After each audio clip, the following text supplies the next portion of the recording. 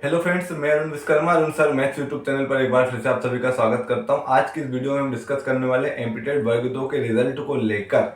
अब मैं ये नहीं बोलने वाला हूं कि इसका रिजल्ट कब तक आएगा। जैसा कि आपको पता होगा कि इसका जो रिजल्ट आए हुए ऑलमोस्ट 6 से 7 दिन हो गए। इसका जो रिजल्ट है ईएसबी के द्वारा डिक्लेयर कर दिया गया है। तो सबसे पहले उन सभी कैंडिडेट को जिनका इसमें सिलेक्शन हुआ है, उन सभी को मेरे चैनल की तरफ से, मेरी तरफ से बहुत बहुत शुभकामनाएं। आप लोगों का सिलेक्शन हुआ है, क्या खुशी होती होगी आपके अंदर वो मैं जानता हूं, क्योंकि आप सभी लोग एक ऐसे बैकग्राउंड से हैं जहां कहीं ना कहीं आपने बहुत स्ट्रगल फेस देखा होगा।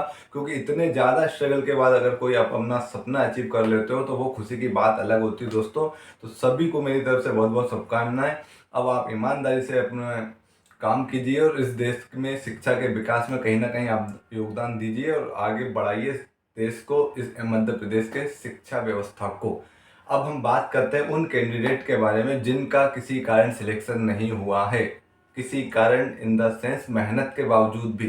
पहली बात तो मैं आपको बता दूं, जिन बच्चों का सिलेक्शन नहीं हुआ उनमें मैंने कई बच्चों से बात भी की है। उनमें कई बच्चे ऐसे भी हैं जो 90% स्कोर किए थे। 90% में उस परसेंटाइल की बात नहीं कर रहा हूँ जो ईएसबी डिक्लेयर करता है। वहां तो अगर हम देखेंगे तो 99 परसेंटाइल पर भी सिलेक्शन नहीं हुआ। लेकिन मैं ओवरऑल जो एग्जाम सबमिट किया था उस टाइम आपको देखेंगे तो आपने जो 92% रिजल्ट भी आपने देखा था उस टाइम। जैसे एटलीस्ट मैंने एक बात की है संस्कृत के कैंडिडेट से, संस्कृत सब्जेक्ट के कैंडिडेट से, जिसके 100 में से 90 मार्क्स थे, लेकिन उसका भी सिलेक्शन नहीं हुआ। सोचिए दोस्तों, 2 महीने पहले आपको एक नोटिस निकाल के ये बोला जाता है कि आपका जो सिलेबस है वो पूरी तरीके से चेंज कर दिया गया।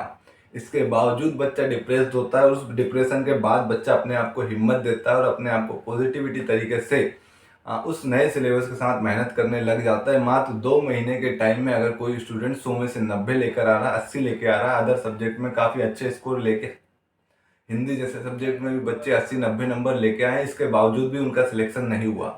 मैं इन सिस्टम में बैठे इन लोगों से, ये जो राजनीति कर रहे हैं इन लोगों से, जो नाम मात्र की पोस्ट निकाल रहे हैं उन लोगों से एक सवाल कहने वाला हूँ कि अगर ये सब मिलकर भी 2 महीने पहले अगर इनको सिलेबस चेंज करके एक पेपर पकड़ा दिया जाए, जो पेपर भी उलझुल तरीके से बनाया हुआ है, ये सब मिलकर भी 90 नंबर ले आए तो बहुत बड़ी बात है।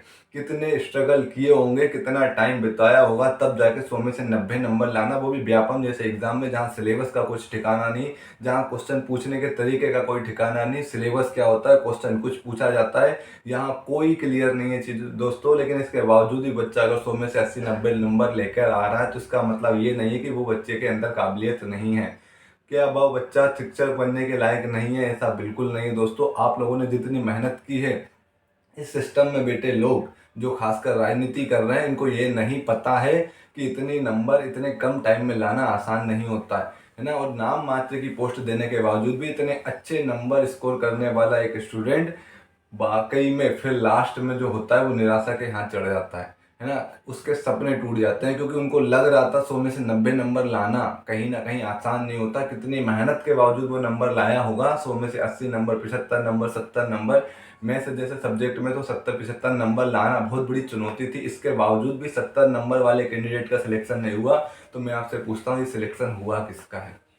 कौन ऐसा कैंडिडेट है जो मंगल ग्रह से आके पेपर देता है और यहाँ पर पूरे अच्छे स्कोर करके अच्छा सिलेक्शन ले जाता है?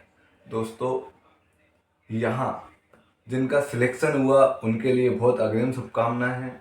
बहुत अच्छा करें लाइफ में और आगे बढ़ें और वर्ग 1 का एग्ज़ाम ट्राई करें, सेंट्रल गवर्नमेंट का एग्ज़ाम ट्राई करें। लेकिन जिनका नहीं हुआ है उनको शांत नहीं बैठना दोस्तों। अगर आपका सिलेक्शन नहीं हुआ है 90 नंबर, 80 नंबर या अच्छे नंबर लाने के बावजूद भी, तो सिस्टम का फॉल्ट है दोस्तों, आपका नहीं है। आपने मेहनत की है। मैं ये नहीं कह रहा हूँ कि हर एक स्टूडेंट ने मेहनत की है, लेकिन जिनने 80, 85, 90 बहुत अच्छे स्कोर नंबर किया है अपने सब्जेक्ट में, वो अलग अलग कट ऑफ वाइज हो सकता है। लेकिन जिनने अच्छा स्कोर किया है उतना अच्छा स्कोर करना आसान नहीं होता दोस्तों। और इसके बाद भी आपका सिलेक्शन नहीं हुआ तो आपके अंदर कमी नहीं है, आपकी मेहनत के अंदर कमी नहीं है। कमी है तो सिर्फ इस सिस्टम के अंदर जो 4 साल बाद नाम मात्र की पोस्ट निकाल कर आप लोगों के साथ राजनीति कर रहे हैं। अब इस राजनीति को या तो आप सहते रहिए, या आप इसको देखते रहिए, या आप इसको इग्नोर करते रहिए, या जब तक आप इसके खिलाफ आवाज़ नहीं उठाएंगे। मैंने पहले भी वीडियो में बोला है, आपके कई वीडियो में मैंने बोला है कि अगर आपको सिलेक्शन चाहिए तो आपको जो हो रहा है गलत, ये सरकार आपके साथ जो गलत कर रही है, ये जो सिस्टम आपके साथ गलत कर रहा है, जो एग्ज़ाम कंडक्ट करने वाली एजेंसी आपके साथ गलत कर रही है, या तो आप इसको देखते रहिए, इसके खिलाफ आवाज़ मत उठाइए। अगर आप इसको देखते रहना पसंद करते हैं तो आप यकीन मानिए आप अगले 2-4 एग्ज़ाम और देखिए, दीजिए, मेहनत करके दीजिए, रिजल्ट वही होगा जो आज है।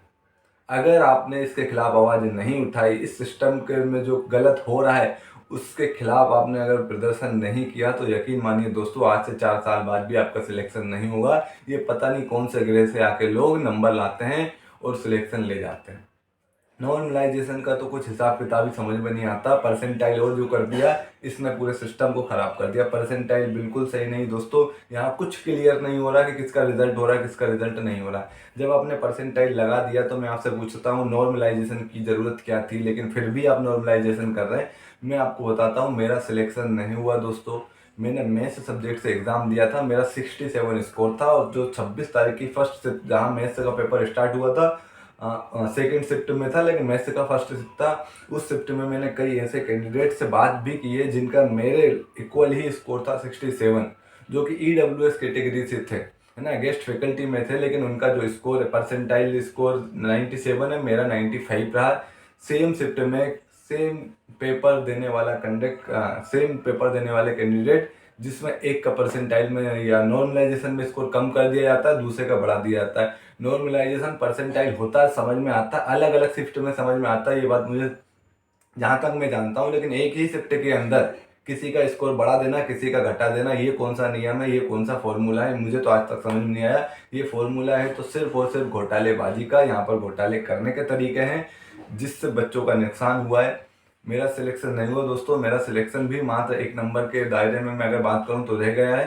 68 वालों का सिलेक्शन हो गया है, मेरा 66 पॉइंट समथिंग कुछ था, और जिसमें मेरा सिलेक्शन नहीं हुआ। लेकिन मेरा सिलेक्शन नहीं हुआ, इससे मुझे अफसोस है, लेकिन अब सवाल यह है कि अब हम कर क्या सकते हैं, क्योंकि मेहनत सबने की थी। जो 1-2 नंबर से या पॉइंट से रह गए, ऐसा नहीं है कि उनने मेहनत नहीं की, क्योंकि नए सिलेबस के साथ इतना स्कोर करवाना मैथ्स के लिए ये भी वाकई में एक चुनौतीपूर्ण काम था।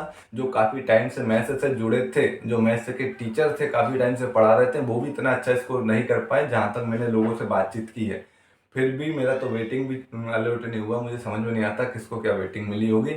ये कहीं ना कहीं घोटाले की निशानी है, ये कहीं ना कहीं घोटालेबाजों के काम है। जिनका सिलेक्शन हुआ है देखिए उनका तो अच्छे मार्क्स से जरूरी। अब हम आगे जो करने वाले हैं उसके बारे में सुनिए। अब सभी स्टूडेंट जो MP के अलग अलग ज़िले से हैं, जिनका सिलेक्शन नहीं हुआ और इसके बावजूद जो अच्छे मार्क्स लाए हैं, लेकिन उनका सिलेक्शन ना तो मेरिट में हुआ ना वेटिंग में हुआ, अब उन लोगों को क्या करना है, तो आपने मेहनत की है, आपको उसका रिजल्ट मिलना चाहिए। आपने मेहनत की है, इसका मतलब आपको उसका रिजल्ट मिलना चाहिए।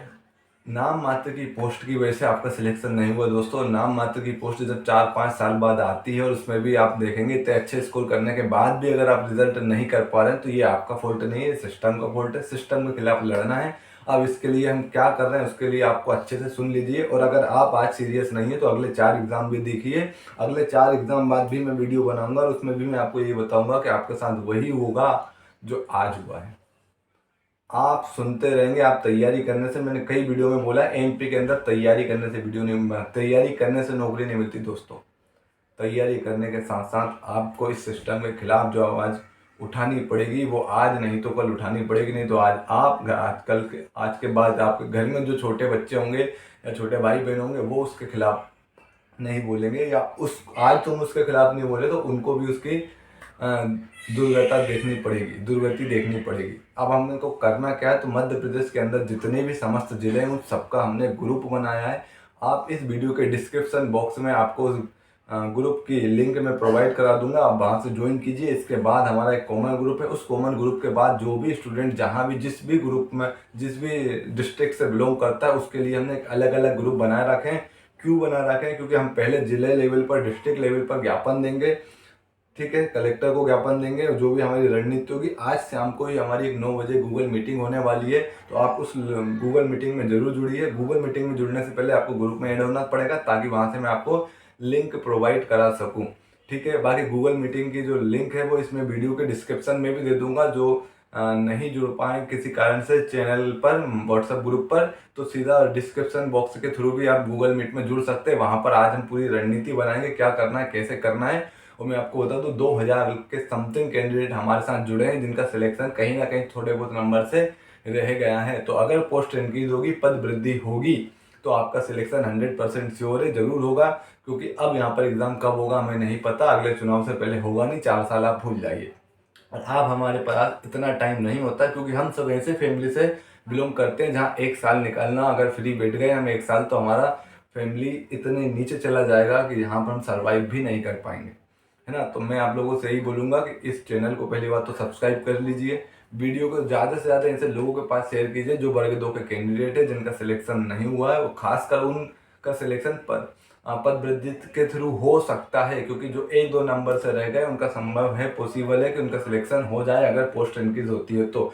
और पोस्ट इंक्रीज कराने के लिए हमारे सभी साथी लोग, कुछ टीचर लोग और दीप्ति सिंह एकेडमी के दिनेश ठाकुर सर, वो सब हम सब मेहनत कर रहे हैं, बच्चों से बात कर रहे हैं, ग्राउंड लेवल पर भी हम मीटिंग कर रहे हैं, है ना। ज़्यादा से ज़्यादा लोगों को इकट्ठा करने की कोशिश कर रहे हैं, उसी मकसद से ये मैं वीडियो भी बना रहा हूँ। तो आप लोगों से निवेदन है, इस वीडियो के डिस्क्रिप्शन बॉक्स में आपको ग्रुप की लिंक मिल जाएगी, पहले आप उसमें ज्वाइन कीजिए, फिर जिस भी ज़िले से आप बिलोंग करते हैं आप अपने ज़िले का नाम लिख दीजिए, हम उस ग्रुप की लिंक, उस ज़िले के ग्रुप के लिंक आपको प्रोवाइड करा देंगे। तो आप ज़िले वाइज भी जो कोऑर्डिनेटर है उनसे भी आप कॉन्टेक्ट में बने रहेंगे, है ना। तो आज की वीडियो में सिर्फ मेरा मकसद था आप लोगों से बोलना कि अब हमें बड़े लेवल पर आंदोलन करना पड़ेगा और अब पद वृद्धि की बात करेंगे। यहाँ पर हम सभी सब्जेक्ट की पद वृद्धि की बात करेंगे, किसी पर्टिकुलर सब्जेक्ट की बात नहीं होगी। और क्या रणनीति है, कैसी रणनीति है, अगर आप चाहते हैं पद वृद्धि हो, अगर आप भी एक या पॉइंट्स में रह गए हैं, 1 नंबर या किसी पॉइंट में नंबर की वजह से अगर आपका सिलेक्शन रह गया है, तो पद वृद्धि के लिए आप जरूर आइए। भोपाल में आंदोलन होगा, बहुत बड़े लेवल पर होगा। अगर 5,000 लोग भी इकट्ठे हो गए तो आपको 5,000 पोस्ट भी इंक्रीज होती है दिख जाएगी, यकीन मानिए दोस्तों। एक बार मेहनत कर लीजिए, अब आपका सिलेक्शन तो नहीं हुआ, सालों साल आपने लाइब्रेरी में बैठ कर मेहनत की होगी, लेकिन आपको आज एक ग्राउंड लेवल पर मेहनत करनी पड़ेगी। सिर्फ एक दिन निकालिए दोस्तों, उस एक दिन की वजह से आपकी सालों की मेहनत कहीं ना कहीं संभव हो जाए, कहीं ना कहीं आपके सपने पूरे हो सकते हैं। तो चैनल को सब्सक्राइब कर लीजिए, मैं आपको इस पर वीडियो प्रोवाइड कराता रहूँगा, ताकि जो भी हम कोर कमेटी के लोग हैं वो जितनी भी मीटिंग करते हैं, क्या हो रहा है, कैसी रणनीति हो रही है, मैं आपको प्रोवाइड कराता रहूँगा। कब क्या करना है, किस लेवल पर करना है, किस दिन कहाँ करना है, भोपाल में कहाँ इकट्ठा होना, किस तरीके से हमें पद वृद्धि की बात रखनी है, कितनी पोस्ट इंक्रीज होने की बात रखनी है, इस सब की मीटिंग के लिए आज 9 बजे मैं इसमें आपको लिंक भी प्रोवाइड करा दूंगा। और इससे पहले अगर आप ग्रुप पे ऐड हो जाएंगे तो ग्रुप में आपको लिंक मिल ही जाएगी, तो आप लोग सभी लोग ज्वाइन कर लीजिए और ज़्यादा से ज़्यादा लोगों के पास शेयर कीजिए, खासकर वर्ग 2 के उन कैंडिडेट के पास जिनका सिलेक्शन नहीं हुआ है ना। और खासकर मैं उनके लिए भी बता दूँ, यहाँ पर हम ऐसे सिलेक्टेड कैंडिडेट के लिए यहाँ पर आपके लिए कोई दिक्कत की बात नहीं है, आपका मार्क्स अच्छे हैं, आपका स्कोर होगा। लेकिन मैं तो उन कैंडिडेट से भी बोलूँगा जिनका सिलेक्शन हुआ है, वो बेचारे उन लोगों के लिए भी मदद करिए जो कहीं ना कहीं 1-2 नंबर की वजह से रह गए, जो सिस्टम के फॉल्ट की वजह से रह गए, बहुत कम पोस्ट की वजह से रह गए। तो आप लोग भी अगर उनकी मदद करेंगे तो ऐसे लोगों को भी कहीं ना कहीं आप सिलेक्शन मिलने की पॉसिबिलिटी है। ठीक है, तो मिलते हैं अगले वीडियो में अगले किसी अपडेट के साथ। Thank you.